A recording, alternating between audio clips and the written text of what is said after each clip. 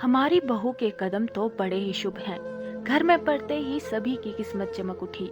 सीमा aunty ये बात अपने रिश्तेदारों पड़ोसियों को दिन में कम से कम 10 बार तो जरूर सुनाती थी।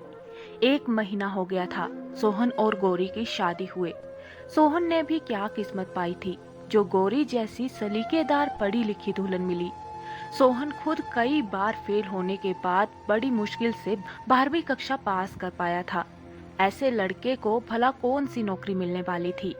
ये तो सिफारिश से चिपकाने के लायक भी नहीं था। मनोज अंकल कमिश्नर के सेक्रेटरी के पद पर थे। उन्होंने बहुत कोशिशों के बाद गांव में रास्ता बनवाने का ठेका अपने बेटे को दिलवाया। तो कहने को सोहन कमाओ बेटा हो गया, लेकिन ठेकेदारी से हाथ में थोड़ा बहुत पैसा क्या आ गया। सोहन लड़कियों के साथ गुलछरे उड़ाने लगा। मनोज अंकल व सीमा आंटी को उसकी चिंता होने लगी। उन्होंने सोचा वैसा ही किया जाए जैसे हमारे समाज में ज्यादातर माँ बाप करते हैं। उसकी शादी कर दी जाए तो घर के घुंटे से बंधा रहेगा। लेकिन जान पहचान में रिश्तेदारी में कोई भी अपनी लड़की सोहन को देने के लिए राजी नहीं था। तब मनोज अंकल ने गांव से दूर गौरी नाम की लड़की ढूंढी, क्योंकि इतनी दूर सोहन के गुणों के बारे में कोई नहीं जानता था। गौरी के पिता उस गांव में वैद्य थे। जड़ी बूटियों से लोगों का इलाज करते थे। लोग उनकी बड़ी इज्जत करते थे। सोहन हर लिहाज से नालायक बर था, सिवाय एक चीज के, और वो थी उसकी खूबसूरती। उसका बोलचाल का तरीका भी एकदम भिन्न था। उसके तौर तरीके इतने अच्छे थे कि सामने वाला धोखा खा जाए, और गौरी के पिता भी धोखा खा गए। सोहन के व्यक्तित्व और मनोज अंकल के रुतबे से गौरी के पिताजी इतने प्रभावित हो गए कि इन लोगों के बारे में ज्यादा खोजबीन करने की सोची ही नहीं। मनोज अंकल व सीमा आंटी भी बिना दहेज के चट मंगनी और फट ब्याह करके बहू को घर ले आए। सच्चाई कितने दिनों तक छिपती और कैसे छिपती। महीने भर के अंदर ही गौरी को सारी असलियत का पता चल गया। सोहन कहने भर को ठेकेदार है और ऊपर से अनपढ़ टाइप। उधर छोटे से गांव से रहने वाली गौरी ने दूर शहर जाकर एमए की डिग्री हासिल की थी। वह भी दिखने में बहुत खूबसूरत थी और एकदम सलीकेदार थी। गौरी जान गई थी इस शादी में उसके साथ धोखा हुआ है, मगर माँ पिताजी से कैसे कहे, कब कहे। जब भी फोन पर उनसे बात होती, घर का कोई न कोई सदस्य सामने जरूर मौजूद रहता है। सीमा आंटी ने अपनी चालाकी का जाल बिछाना शुरू किया। वे बहू के बारे में सभी से अच्छी अच्छी बातें करती, उसकी तारीफों के पुल बांधती, गुणों के कसीदे पढ़ती। मनोज अंकल के वेतन में बढ़ोतरी हुई तो सीमा आंटी ने इसका भी श्रेय बहू को दिया कि हमारी बहू इतनी किस्मत वाली है कि उसके आते ही हमारी आमदनी बढ़ गई। साक्षात लक्ष्मी है हमारी बहू। मनोज अंकल की सिफारिश पर मनोज को एक बड़ा ठेका मिल गया। ये भी बहू के शुभ कदमों का कमाल था। एक शुभ काम वाकई में हुआ, वो ये कि मनोज अंकल की छोटी बेटी पूजा की शादी तय हो गई। पूजा दिखने में बहुत ही साधारण और मर्दाना व्यक्तित्व की मालकिन थी। पढ़ी लिखी थी मगर कोई सलीका नहीं। पूजा की शादी तय होना वाकई में अजूबा था। वर इतना अच्छा मिला कि पूछिए मत। इंजीनियर पिता का इकलौता लड़का, दिल्ली में नौकरी कर रहा था। माँ पिताजी मुंबई में रहते थे। शादी के बावजूद पूजा को सास ससुर का कोई झंझट नहीं। उनकी सारी फैमिली एकदम खुले विचारों वाली थी। सुमन आंटी 7वें आसमान पर थी। देखो मेरी बहू के कदम पड़ते ही हमारी किस्मत तो सच में चमक गई। कितना अच्छा दामाद मिल गया। इतने भले लोग तो ढूंढने पर भी नहीं मिलेंगे। क्या किस्मत पाई है हमारी पूजा बेटी ने। सीमा आंटी अपने संबंधियों के गुण गाते नहीं थकती। सोहन और गौरी की शादी के 4 महीने बाद ही बड़ी धूमधाम से पूजा की शादी हो गई। पूजा अपने पति के साथ दिल्ली चली गई। बहू और बेटी का तीज का पहला त्योहार आया। सीमा आंटी ने जोर शोर से तैयारियां शुरू कर दी। हम तो पूजा को यहीं बुला लेंगे, उसका पहला त्योहार है ना। 8-10 दिन हमारे साथ रहेगी। उसके सास ससुर को भी न्योता भेजेंगे। 2-3 दिन के लिए वे लोग भी आ जाएंगे। संबंधियों को खुश रखना जरूरी है ना। एक दिन सीमा आंटी अपने पड़ोसिन से कह रही थी, तो क्या गौरी भी अपने मायके जाएगी? उसका भी तो पहला त्योहार है। पड़ोसिन ने खोजबीन शुरू की।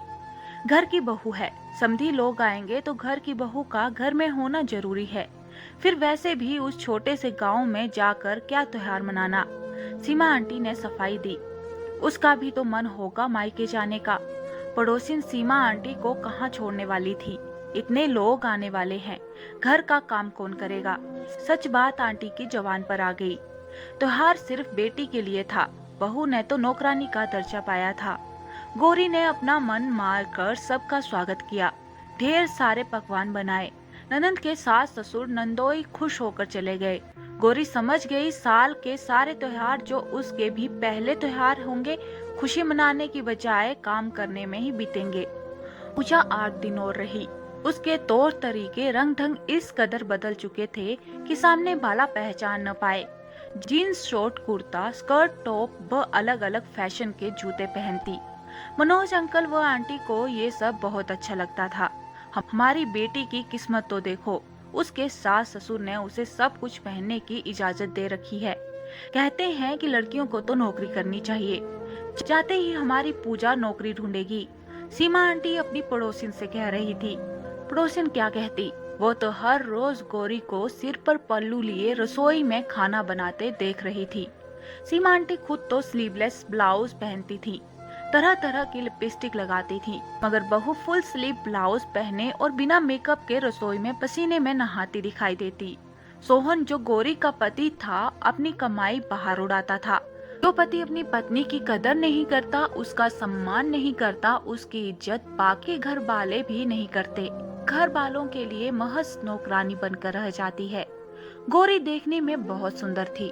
अगर बहू बन ठन कर रहे तो अपनी बेटी फीकी पड़ जाएगी। इस ईर्ष्या से सीमा आंटी बहू को संभलने नहीं देती। उसके लिए बेढंगे ब्लाउज सिलवा कर लाती। हम तो पुराने ख्यालात के लोग हैं, कहकर बहू पर पाबंदियां लगाती रहती। गौरी ने एक बार दबे मुंह कह दिया, पूजा के तो सारे शौक पूरे होते हैं, हमें तो नौकरानी बनाकर लाया गया है। गौरी के माँ पिताजी को कभी न्योता नहीं गया, न गौरी को मायके भेजा गया। पूजा 6 महीने में चौथी बार मायके आ गई।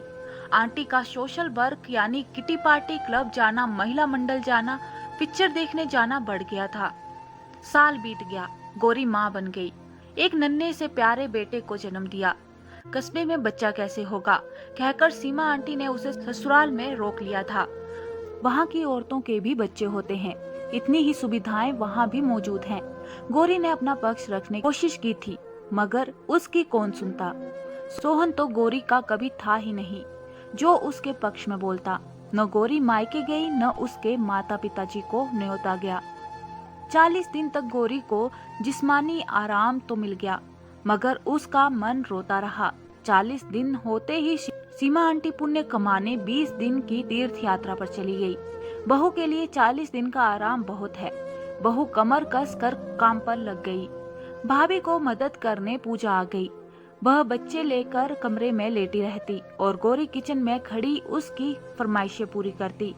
भाभी आज मालपुए बनाओ, भाभी आज कचौरियां खाने को मन कर रहा है। घर के कामों में गौरी इस कदर उलझ गई कि बच्चे को वक्त पर दूध भी न पिला पाती। उसका दूध सूख गया, बच्चा कमजोर होता चला गया। 20 दिन बाद वापस आकर सास ने बहू को खूब सुनाया, कैसी माँ हो, बच्चे को वक्त पर दूध भी नहीं पिलाया, हमारे पोते को दुबला कर दिया। बच्चे को देखने के लिए पूजा तो थी, तुम्हें क्या काम था। गौरी क्या बताती। 2 महीने बाद बच्चे का नामकरण करना तय हो गया। सभी रिश्तेदार आ गए। पूजा के सास ससुर आए। उन्होंने गौरी से पूछा, तुम्हारे माँ बाबूजी नहीं आए। गौरी ने जवाब दिया, बुलाएंगे तभी तो आएंगे। पूजा के ससुर जी से रहा न गया। उन्होंने मनोज से पूछा, गौरी के माँ बाप तो कभी दिखे ही नहीं। सीमा आंटी ने बखूबी जवाब दिया, अजी पहले से ही तो इतने सारे मेहमान आए हैं और लोग कहाँ समाएंगे। बच्चे के नामकरण पर बहू अपनी सास को तोहफा देती है, ऐसा हमारे यहाँ रिवाज है। सीमा आंटी की जेठानी ने आग में घी डालने का काम शुरू कर दिया। अरे बहू तो आपके लिए कोई तोहफा लाई ही नहीं, क्या सिखाकर भेजा है इसके माँ बाप ने। गौरी कहाँ से तोहफा लाती, उसके पास पैसे कहाँ थे। सोहन ने कभी उसके हाथ में पैसे दिए ही नहीं, फिर उसकी माँ उसे कब सिखाती। शादी को 1.25 साल से ऊपर हो गया था, माँ से मिलना नहीं हुआ था। माँ ये सब कब सिखाती। इस शादी में उसके और उसके परिवार के साथ धोखा ही हुआ था। ऐसा निठल्ला पति और पाबंदियों में दबा कर रखने वाले सास ससुर पाकर उसके हिस्से में काम और ताने ही आए थे। पूजा के सास ससुर को मनोज अंकल व सीमा आंटी का गौरी के प्रति रवैया काफी अच्छा नहीं लगा। पूजा की सास से रहा न गया। वे उठ खड़ी हुई और बोली, उसकी माँ न आ सकी तो क्या हुआ, मैं हूँ ना, ये मेरी बेटी है, सास का सगुन मैं दूंगी। और उन्होंने अपनी सोने की अंगूठी उतार कर थाली में रख दी। सबके मुंह बंद हो गए। सीमा आंटी चुप रह गई। समारोह खत्म होने के बाद सीमा आंटी अपनी जेठानी से कह रही थी, देखिए मेरी बेटी के सास ससुर कितने भले लोग हैं। ऐसे सास ससुर किसी किसी को ही मिलते हैं। उन्होंने तो दूसरे की बेटी को भी अपनी बेटी मान लिया। क्या किस्मत पाई है मेरी बेटी पूजा ने। बगल में खड़ी पड़ोसी मन ही मन सोच रही थी कि पूजा आंटी एक बार गलती से ही सही अपनी बहू की किस्मत पर गौर कीजिए। तो दोस्तों, इस कहानी के बारे में आपकी क्या राय है, हमें कमेंट बॉक्स में जरूर बताएं और ज्यादा से ज्यादा शेयर और लाइक कीजिएगा। और अगर चैनल पे नए हैं तो प्लीज सब्सक्राइब करना ना भूलें। मिलते हैं किसी और वीडियो के साथ।